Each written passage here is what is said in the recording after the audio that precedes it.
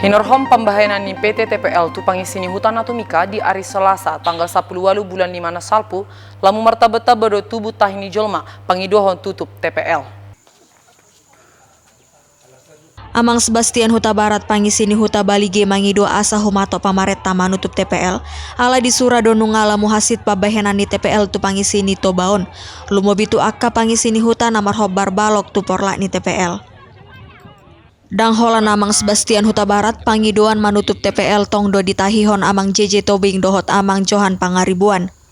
Masyarakat yang semakin sadar saya pikir ya. Dan ini menurut saya udah terlambat jauh ya. Justru pertanyaan balik, kenapa TPL ada di tempat ini?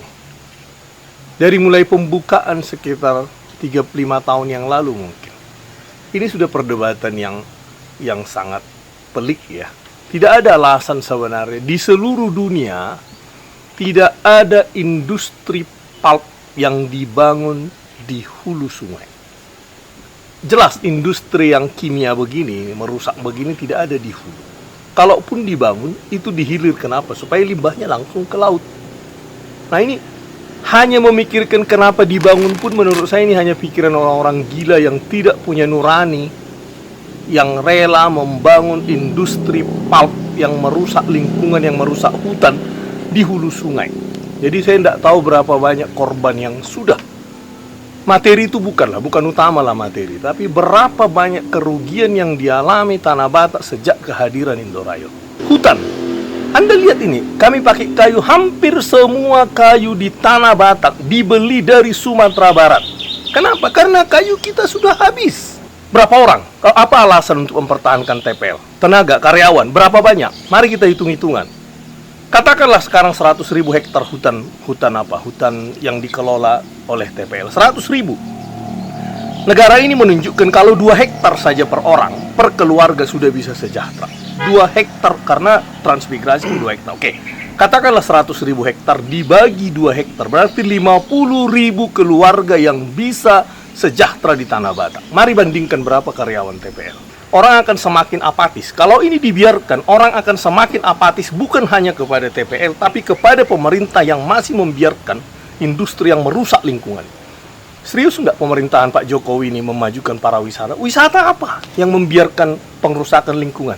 Mereka mungkin khawatir bahwa selama ini mereka telah mencari kehidupan di sana oleh keluarganya. Nah, ada pernyataan salah satu petinggi di kementerian, keuntungan dengan adanya TPL hanya 2 kali.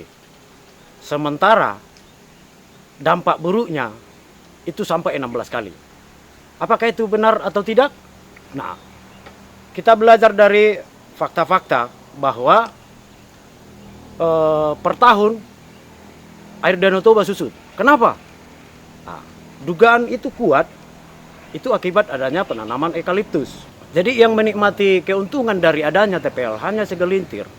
Keuntungannya disebut 2 kali, sementara dampak kerugiannya sampai 16 kali. Kita dalam artian pribadi sendiri, begitu juga dengan kawan-kawan, khususnya dari DPC LSM Pakar Kabupaten Toba menyatakan sikap untuk tutup TPL karena beberapa hari belakangan ini, bahkan beberapa tahun belakangan ini kerap terjadi konflik antara pihak TPL dengan masyarakat. Dan beberapa hari belakangan juga di Kabupaten Toba, khususnya di Desa Natumika, Kecamatan Borbor, konflik yang terjadi antara pihak TPL dengan masyarakat sudah melewati batas yang kita tidak inginkan yang seperti itu. Yang dimana katanya pihak TPL sudah mengelola lahan tersebut 30 tahun silam. Namun kenapa baru saat ini muncul tulang belulang leluhur mereka yang diobrak-abrik oleh pihak TPL? Maka dari itu kami dari DPC LSM Pakar Toba siap mendukung dan siap menyuarakan tutup TPL. Marhiti hatorangan niakana sida di hari Kamis tanggal 20 salpu tabado maju ni Tobaon molomoro TPL Sian Tobaon. Sian Toba, Toba TV, Mabaritahon.